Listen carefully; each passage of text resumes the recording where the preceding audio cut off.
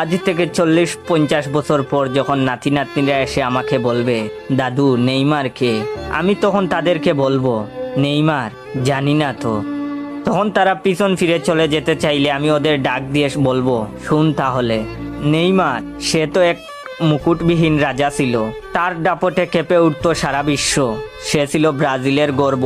সে এমন এক ফুটবলার ছিল যে বিশ্বকাপ ছাড়াই সে সারা বিশ্বের মানুষের প্রিয় ছিল। নেইমার এ এক ক্ষুধার্ত রাক্ষসের নাম, যার গোল কুদায় সবকিছু চুরমার করে দিত।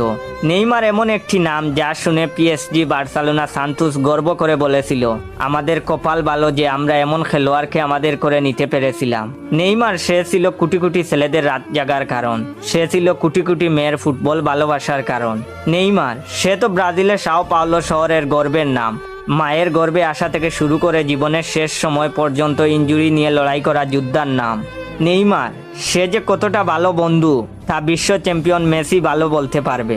নেইমার মেসি, রোনালদোর মতো তারকার বীরে দূর থেকে জ্বলতে থাকা নক্ষত্র। কোটি কোটি ভক্তের কান্নার কারণ ওই নেইমার।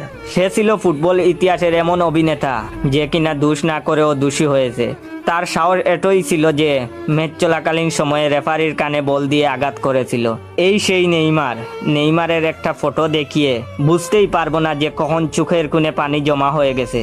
নাতি নাতনিরা বলবে, দাদু তুমি কাঁদছো কেন? আমি তখন তাদের বলবো, না রে কাঁদিনি, এটা শান্তির পানি। তাদের বলবো, তোদের একটা জিনিস দেখাই, ওই বাক্সটা নিয়ে আয় তো। বাক্স খুলে দেখাবো নেইমারের সাথে তোলা ছবি আর নেইমারের স্বাক্ষরিত একটা হলুদ রঙের জার্সি। জানি না এমন হবে কিনা, তবে আশায় থাকবো একদিন আমার স্বপ্ন পূরণ